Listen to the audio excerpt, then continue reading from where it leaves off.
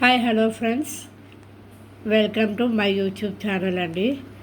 అసలు సోనియా బిగ్ బాస్కి ఎందుకు వచ్చిందో, ఆ ఆట ఆమె ఆడుతుందో, ఎలా ఆడుతుందో, ఆ మైండ్ ఏమని ఆలోచిస్తుందో క్లియర్ కట్గా మనం తెలుసుకుందామండి. ఫస్ట్ సోనియా గేమ్ని బండారం బయట పెట్టేస్తున్నాను చూడండి.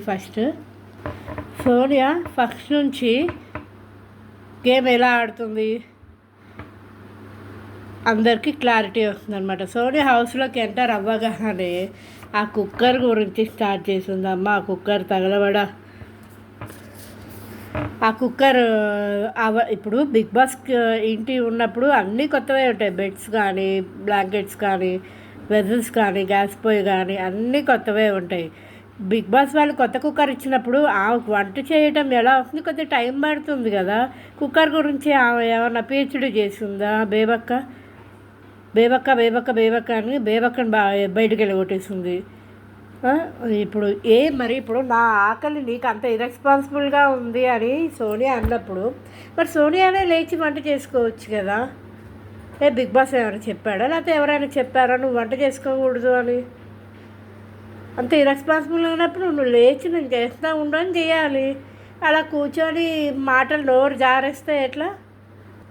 అసలు ఆ సోనియా రాచి రంపం పెట్టింది బేబక్కని. వామ్మో, రాక్షసి గయ్యాలత్తలాగా రాచి రంపం పెట్టింది సోనియా. నెక్స్ట్ సెకండ్ డే వచ్చేసి నిఖిల్ ఏమంది, నిఖిల్ నువ్వు రాగానే నువ్వు గ్రూప్ గేమ్ ఆడుతున్నావు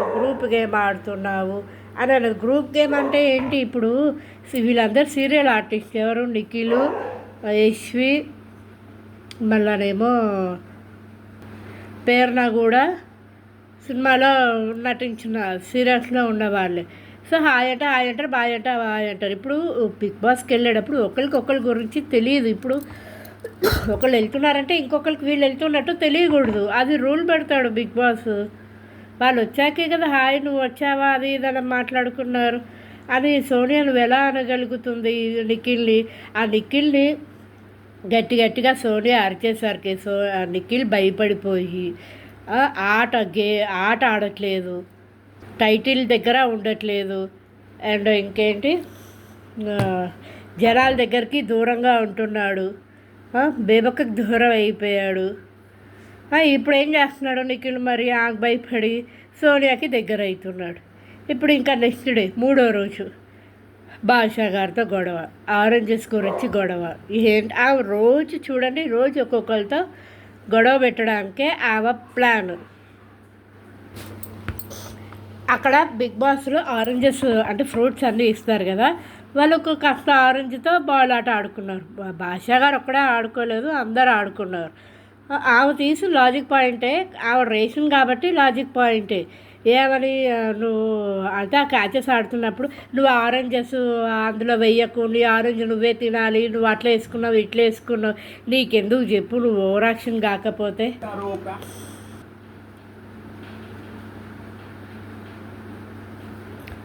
బాల్ ఆరెంజెస్తో ఆడుతున్నావు, ఆరెంజెస్ మెత్తగా అయిపోయింది, అక్కడ పెట్టవాక నువ్వే తినాలి అని అంతవరకు బాగుంది. ఎందుకంటే నువ్వు రేషన్ మేనేజర్ కాబట్టి అంతవరకు చెప్పా బాగుంది. ఆ తర్వాత చెప్పా చూడు, నాకు అది అస్సలు నచ్చలేదు. ఏంటంటే నువ్వు డ్రైనేజ్లో పడినా తీసుకోవాలి, కాలు కింద తొక్కేసినా తినాలి, ఎక్కడ పడితే అది నువ్వే తినాలి, ఇంకా ఆరెంజెస్ నీకు లేవు, నీకు ఇవ్వను. నీ పెత్తనం ఎంత అక్కడ? నెక్స్ట్ నిఖిల్తో అంటుంది, నిఖిల్ నీది సూపర్ ఐడియా, నువ్వు క్లైన్ సెలెక్ట్ చేసుకోవాల్సింది సూపర్గా సెలెక్ట్ చేసుకున్నావు, చాలా సూపర్ అంటే సూపర్గా సెలెక్ట్ చేసుకున్నావు, అది ఇదని అన్నది. ఈ నిఖిల్ సోనియాకి దగ్గర అవుతుంది, ఎందుకంటే ఆమెతో ఎందుకు గోవాలా అనేసి ఆ మాట అనేసిన తర్వాత, నిఖిల్ నీకు సీత అంటే పడట్లేదు, సీతకు నువ్వు అంటే పడట్లేదు, సీత ప్రతి విషయంలో గొడవ పెట్టుకుంటుంది అని, నువ్వు సీతను తీసుకుంటే సీత నీకు క్లోజ్ అయ్యే ప్రమాదం ఉంది, జాగ్రత్త అని సలహా ఇచ్చింది నిఖిల్కి. నిఖిల్ పిచ్చోడుగా పాపం అవునా. ఇప్పుడు ఆ మాట ఎందుకన్నా అంటే సోనియా వచ్చిందనుకో ఆడలేదుగా, సీత వచ్చిందనుకో ఆడలేదుగా నిఖిల్. ఇప్పుడు ఆమె ఏమనుకుంటుందంటే సోనియా వర్సెస్ నిఖిల్ రావాలి అని ఆ మాస్టర్ ప్లాన్ వేసిందమ్మో. సోనియా మస్తు తక్కువది కాదు.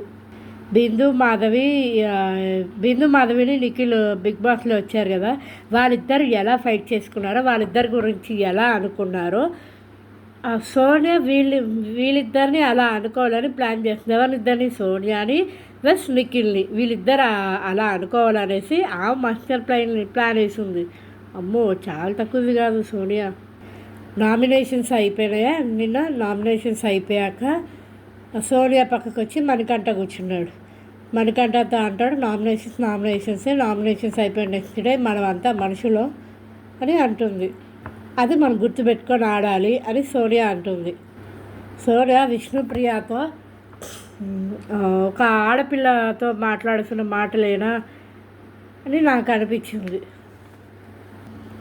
నెక్స్ట్ సోనియా ఏంటంటే, పేరున చెత్తలోంచి గ్లాస్ తీసింది కదా, చెత్తలోంచి గ్లాస్ తీసింది. అప్పుడు కూడా ఏం మాట్లాడింది. అభయ్తో సీతతో గొడవ వేసుకున్నప్పుడు కూడా ఏమి మాట్లాడింది సోనియా. అప్పుడు ఏం కనపడింది, హ్యూమర్స్గా బిహేవ్ చేయాలి అని అన్నది కదా. నిన్న నామినేషన్ వేసేసరికి నాకు దిమ్మ తిరిగిపోయింది, మామూలుగా దిమ్మ తిరగలేదు. చెత్తలోంచి గ్లాస్ తీసుకున్నప్పుడు ఏమి మాట్లాడింది, నామినేషన్లో ఎందుకు వేసింది, అక్కడే తెలిసిపోతుంది ఆమె గేము ప్లాన్ ఏంటి అనేది. మీకు గుర్తుందా లేదా, వచ్చిన సెకండ్ డే అనుకుంటా విష్ణుకి సోనియాకి గొడవ అయింది. అవునా, పెద్ద గొడవ అయింది. సోనియా గట్టిగా ఏడ్చింది అభయ్ దగ్గరికి వెళ్ళి. అవునా, ఏడ్చిందా? ఆ ఏడ్చిన దానికి మేము విష్ణుకి నామినేట్ చేస్తుందేమో అనుకున్నాం, కానీ నామినేట్ చేయలేదు విష్ణుని. సింపుల్గా అదే ఆ చెత్త గ్లాస్ గురించి ఎవరిని, నైనికాను పేరునాని వేసింది కదా. అసలు అవి సింపుల్ లాజిక్, అసలు దానికి నామినేషన్ వేయాల్సిందే అవసరం లేదు. సోనియాని ఏడిపించిన విష్ణుప్రియాని వేయాల్సింది, వేయకుండా వీళ్ళిద్దరిని వేసింది. అంటే ఏంటి, విష్ణు గట్టిగా ఆడుతుంది అని. సోనియా మొన్న సాటర్డే అయిపోయింది కదా ప్రోగ్రామ్, నిఖిల్తో కిచెన్లో బాధపడుతూ అన్నది, రోడ్డు మీద పడేసి వెళ్ళిపోయింది బేబక్క అని. అసలు ఆ మాట్లాడటానికి ఏజ్ ఆలోచన రాలేదా? బేబక్క కన్నా సోనియా చదువుకున్నదే కదా, ఆమె వయసుకి తగ్గట్టు ఉండాలి కదా. నెక్స్ట్ విష్ణుప్రియ సోనియా వాళ్ళిద్దరు కూర్చుంటే వాటర్ బాటిల్ని మైక్ లాగా పెట్టుకొని భలే అన్నది. డైనింగ్ టేబుల్ దగ్గర నిఖిల్ను సోనియా కూర్చుంటే మైక్ ఇట్లా వాటర్ బాటిల్ ఇట్లా పట్టుకొని మైక్ లాగా యూజ్ చేసి, సోనియాకి నిఖిల్కి ఇదివరకు పడేది కాదు, ఇప్పుడేంటి ఇంత క్లోజ్ అయ్యారు అనేసి అడిగింది విష్ణు. బాగా అడిగింది. నిన్న విష్ణుకి నామినేషన్ వేసిన తర్వాత చిన్న గొడవ అయింది. గొడవైతూ సోనియా అన్నది విష్ణుకి, నేను బిగ్ బాస్లో నీ పేరెంట్స్ కానీ నీ వాళ్ళు ఎవరు లేరు చూడటానికి, నా వాళ్ళు ఉన్నారు, ఒళ్ళు దగ్గర పెట్టుకొని మాట్లాడు, మర్యాదగా మాట్లాడు. అంటే ఇక్కడ ఏంటి, విష్ణుకి ఫాదర్ లేరు, మదర్ రీసెంట్గా చనిపోయారు. సో విష్ణుకి ఎవరు లేరు అనేసి సిగ్గు లేకుండా సోనియా అన్నది, నాకు నా వాళ్ళు ఉన్నారు అని. సోనియా అలా అన్నప్పుడు విష్ణుని, మరి ఆడపిల్లకి పేరెంట్స్ లేరు, తన వాళ్ళు ఎవరు లేరు, తన దగ్గర ఎవరు లేరు అని విన్నవాళ్ళు చూసిన వాళ్ళు ఎవరైనా బాధపడతారు కదా. నీకు ఉన్నవాళ్ళే బాధపడుతున్నారంటే విష్ణుకి ఫ్రెండ్స్ ఉండొచ్చు, ఫ్యామిలీ ఉండొచ్చు, అమ్మ నాన్న లేకపోతే అందరూ ఉండొచ్చు, పిన్ని బాబాయ్లు అక్కలు అందరూ ఉండొచ్చు కదా, వాళ్ళు చూసి బాధపడరా? అంతెందుకు, సొసైటీలో ఒక ఆడపిల్లని ఎవరినైనా అంటుంటే చూసి బాధపడతారా లేదా? మరి నువ్వు అలా అంటున్నావే, మరి సోనియా వాళ్ళ పేరెంట్స్ అనుకోరా, అదేంటి నా కూతురు ఇలా మాట్లాడుతుంది, ఇంత దరిద్రంగా ఉందేంటి, ఇలాంటి బట్టలు వేసుకుందేంటి, ఏ టైంకి ఏం బట్టలు వేసుకోవాలో తెలియదా అని మీ వాళ్ళు ఫీల్ అవ్వరా? ఇంత దరిద్రాన్ని కన్నానా అని మీ వాళ్ళు అనుకోరా? ఇవన్నీ పక్కన పెడితే సోనియా అందరి మీద నోరేసుకొని పడటానికి, అందరి మీద కామెంట్స్ చేయటానికి, నామినేషన్స్లో కూడా భయపడకుండా ఉండటానికి, ఆడపులి అని ఆవిడే ట్యాగ్ వేసుకుంది తలిగించుకోవడానికి చూసి నాకేమనిపిస్తుందంటే వెనక ఏదో జరుగుతుంది. వెనక ఏదో పెద్ద రీజన్ ఉందని అనిపిస్తుంది. మరి నేను అనుకున్నది నిజమో కరెక్టో కాదో నాకు తెలియదు.